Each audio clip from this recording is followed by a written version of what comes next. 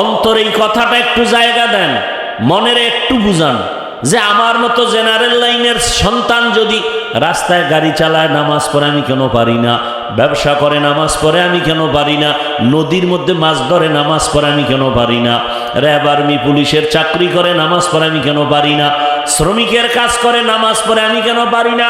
ও পর্দার আড়ালের আম্মা জানেরা, আপনার মতো কত মা কত বোন এই এলাকায় এখনো আছে, পর্দা করে নামাজ পড়ে, স্বামীর মাল হেফাজত করে, মোবাইলে সময় নষ্ট করে না। আপনি কেন পারেন না? কয়দিন এই বাহাদুরি করবেন? একদিন তো আজরাইলের হাতে ধরা পড়ে যাবেন, সেদিন চলে যাবেন, কেউ নাম নিবে না।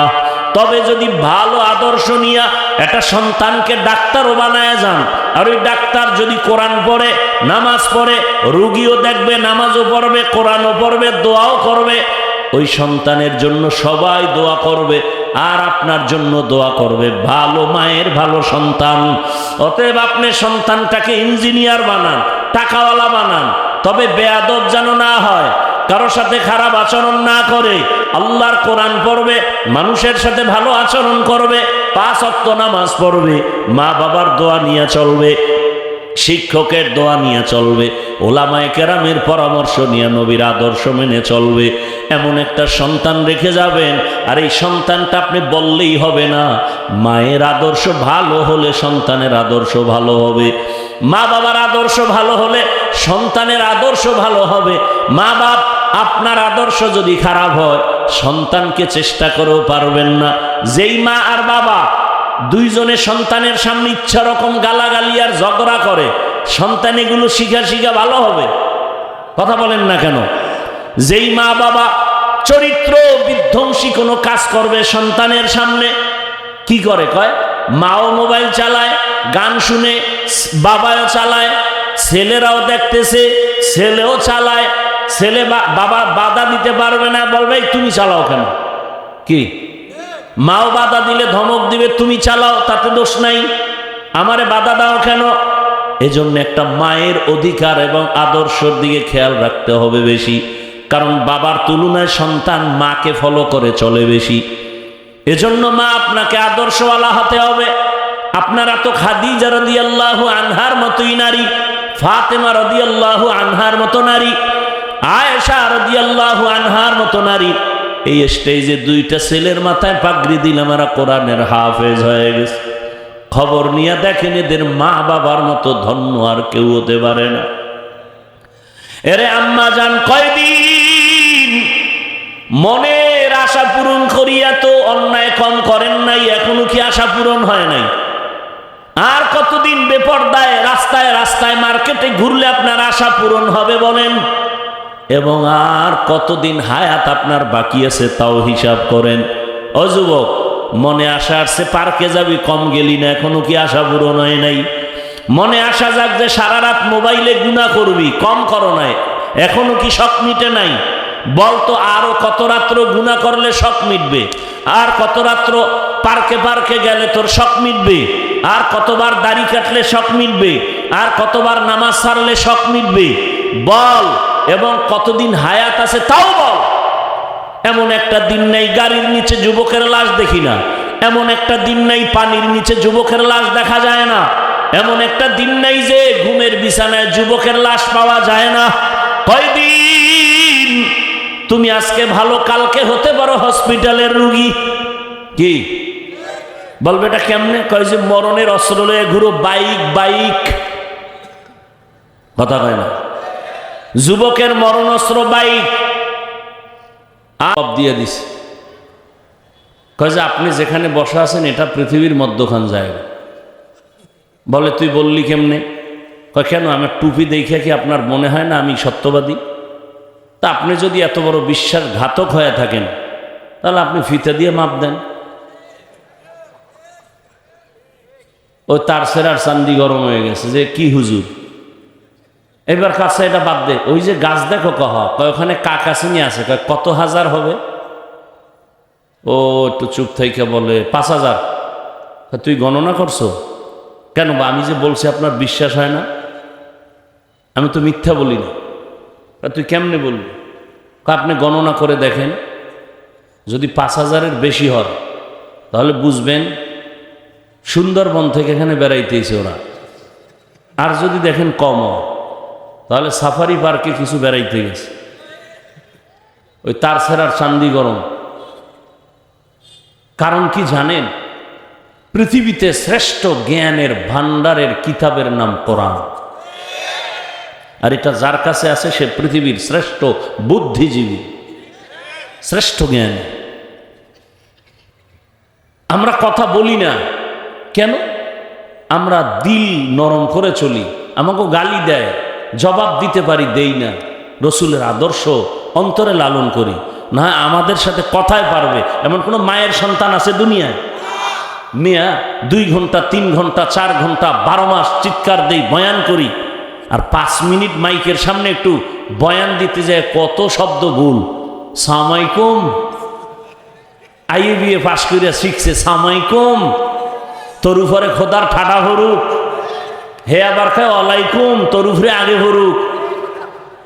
কি শিক্ষিত! আল্লাহ হেদায়েত দান করে। ইলমে রায়ে জাজু করদান বেহিসাব, খলকে রাদা দান জবাবে বাসাওয়া।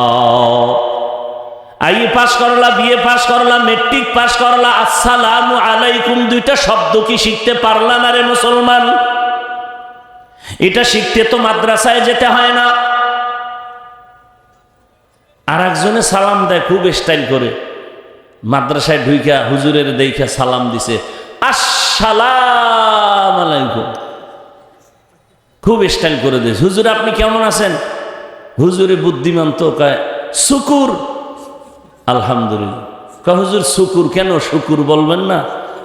কয় কপাল তোরটাও খারাপ, আমারটাও খারাপ। আমি যে শুকুর বলবো, সিনের উপরে 3 নক্তা, এটা তো তুই সালামে নিয়ে গেছ, আমার তো শুকুর বলা ছাড়া কোনো নক্তা নেই।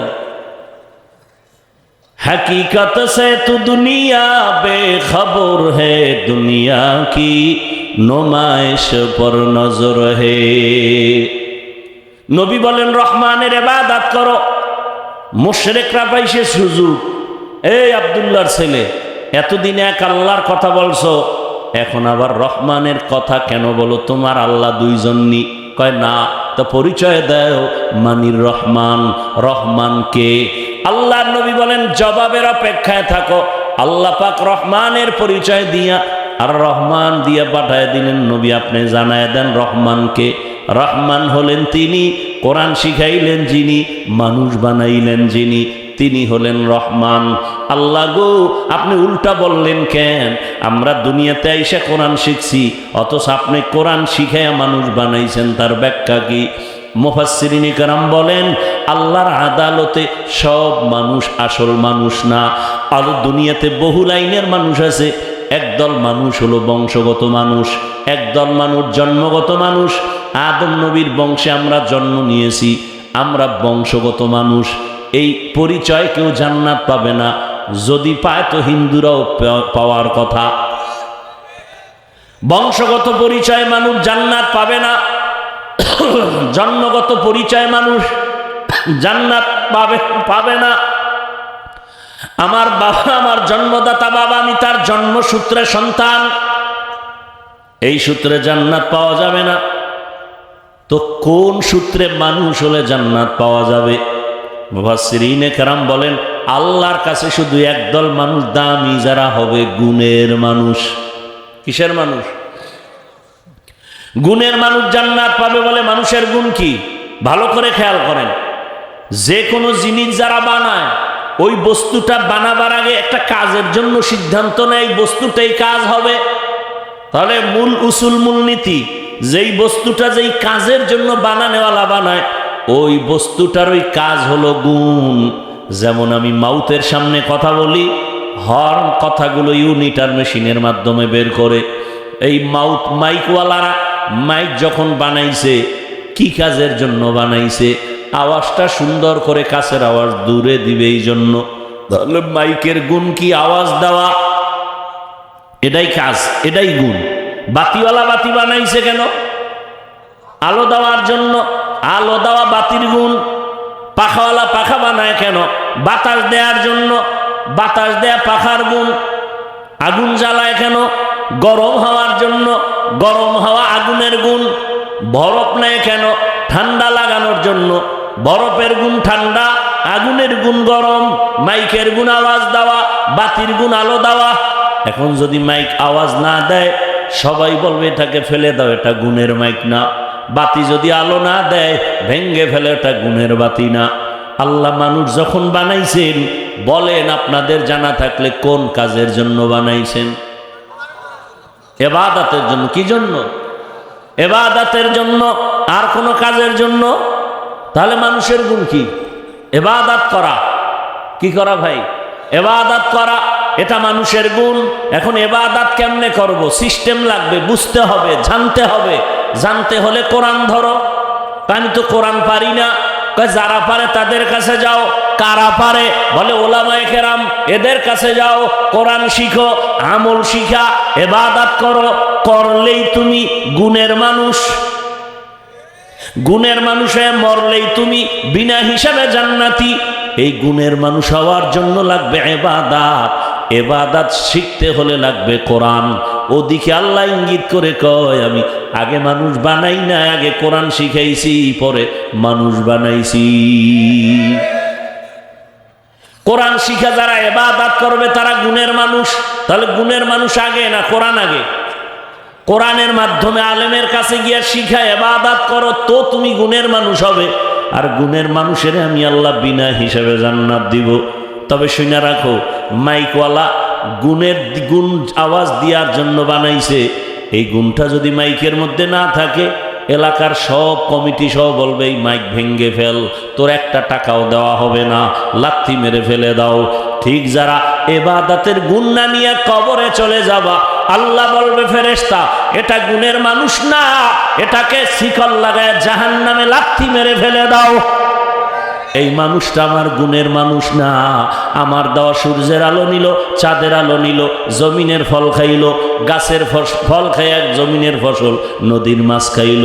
আমি আল্লাহর নিয়ামত খাইয়া আমার হুকুম মতো নামাজ পড়ে নাই, তওবা করে নাই, গুনার দিকে দৌড়াইছে, চ্যালেঞ্জ দিছে। নামাজের বয়ান শুনিয়া বলে আমি নামাজ পড়ব না, কার শক্তি আছে পড়াবে? আমি পর্দা করব না, কার শক্তি আছে পড়াবে? আরে নিজে তো নামাজ পড়ে নাই, যারা পড়তো এদেরও ভালো জানে না। এরকমও কিছু কপাল পোড়া আছে, নিজেও নামাজ পড়ে না, অন্য নামাজ পড়ে তাও পছন্দ করে না, নিজেও হালাল খায় না, অন্য হালাল খাবে তাও পছন্দ করে না। এমন কপাল পোড়া আমাদের সমাজে আছে না নাই? ও আমার যুবক বাবারা, শিক্ষিত মুসলমান বৃদ্ধ বাবাজি, ও পর্দার আড়ালের আম্মা জানেরা, বোনেরা, আমি কিন্তু আপনাদের বলি নাই হুজুর হইয়া যান, পাগড়ি লাগায় তসবিহ হাতে নেন। আমি শুরুতেই বলেছিলাম আপনাদের মতো কত জেনারেল লাইনের মানুষ স্কুল কলেজের লেখাপড়া শিখিয়া আজকে তাকায় দেখেন কত প্রফেসর, কত ডাক্তার 5 ওয়াক্ত নামাজ পড়ে, ওসি ডিসিএসপি নামাজ পড়ে, র্যাব আর্মি পুলিশ বিডিআর এর চাকরিও করে, নামাজ পড়ে নাই? আমার অনুরোধই একটাই, আপনি কেন পারেন না? তাহলে আপনি গুণের মানুষ হতে পারেন নাই। অনুরোধ, অন্তরে এই কথাটা একটু জায়গা দেন, মনের একটু বুঝান যে আমার মতো জেনারেল লাইনের সন্তান যদি রাস্তায় গাড়ি চালায় নামাজ পড়ে আমি কেন পারি না? ব্যবসা করে নামাজ পড়ে আমি কেন পারি না? নদীর মধ্যে মাছ ধরে নামাজ পড়ে আমি কেন পারি না? র্যাব আর্মি পুলিশের চাকরি করে নামাজ পড়ে আমি কেন পারি না? শ্রমিকের কাজ করে নামাজ পড়ে আমি কেন পারি না? ও পর্দার আড়ালের আম্মা জানেরা, আপনার মতো কত মা, কত বোন এই এলাকায় এখনো আছে, পর্দা করে নামাজ পড়ে, স্বামীর মাল হেফাজত করে, মোবাইলে সময় নষ্ট করে না। আপনি কেন পারেন না? কয়দিন এই বাহাদুরি করবেন? একদিন তো আজরাইলের হাতে ধরা পড়ে যাবেন, সেদিন চলে যাবেন, কেউ নাম নিবে না। তবে যদি ভালো আদর্শ নিয়া একটা সন্তানকে ডাক্তারও বানায় যান, আর ওই ডাক্তার যদি কোরআন পড়ে, নামাজ পড়ে, রুগীও দেখবে, নামাজও পড়বে, কোরআনও পড়বে, দোয়াও করবে, ওই সন্তানের জন্য সবাই দোয়া করবে, আর আপনার জন্য দোয়া করবে। ভালো মায়ের ভালো সন্তান। অতএব আপনি সন্তানটাকে ইঞ্জিনিয়ার বানান, টাকাওয়ালা বানান, তবে বেয়াদব যেন না হয়।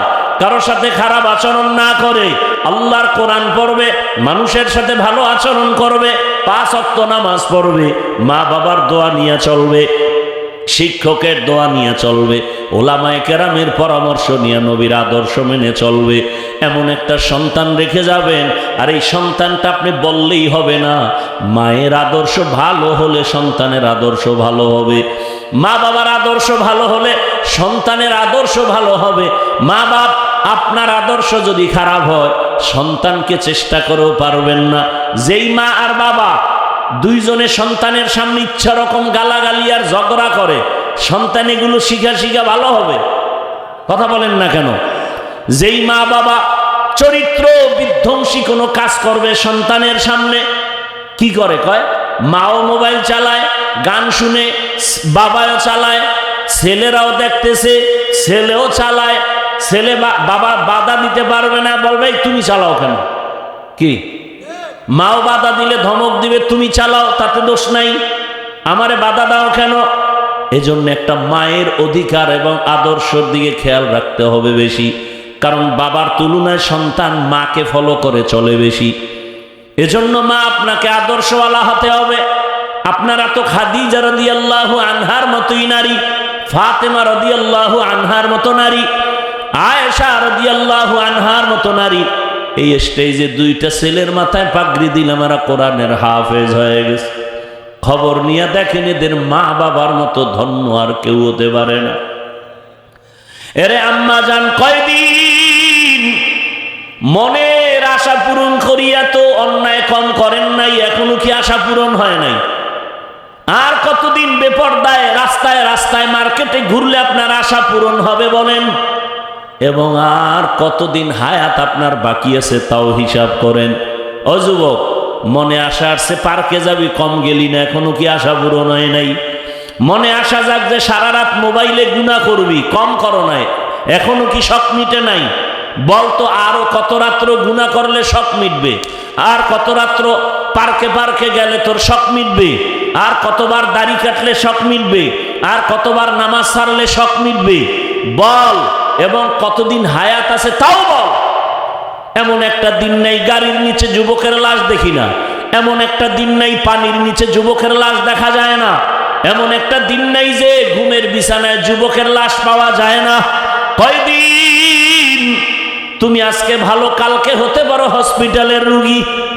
কি বলবে এটা কেমনে? কয় যে মরণের অস্ত্র লয়ে ঘুরো, বাইক বাইক, কথা কয় না?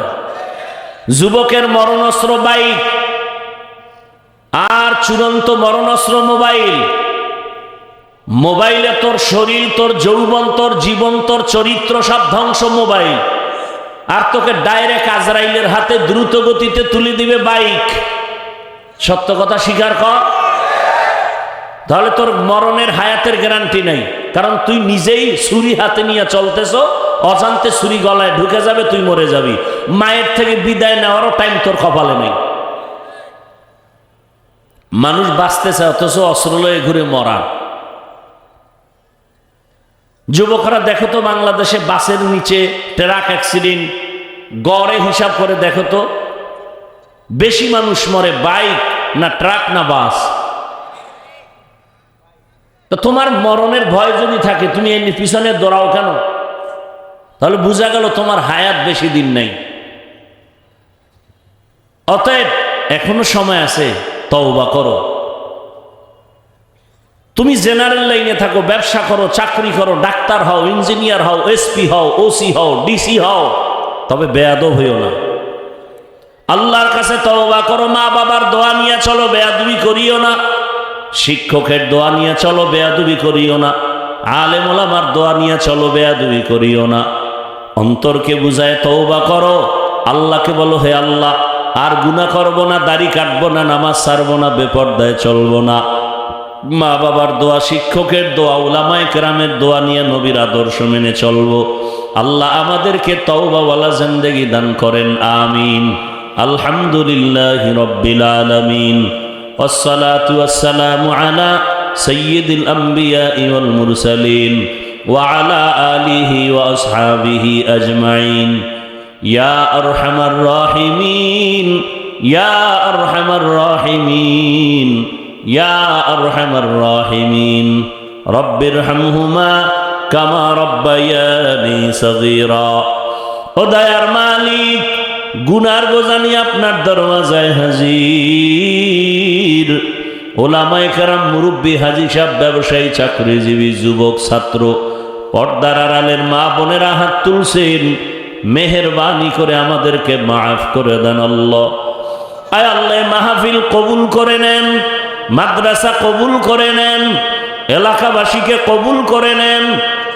মা বোনদের আবেদা পর্দাওয়ালা বানায় দেন, সন্তানগুলো নেককার বানায় দেন।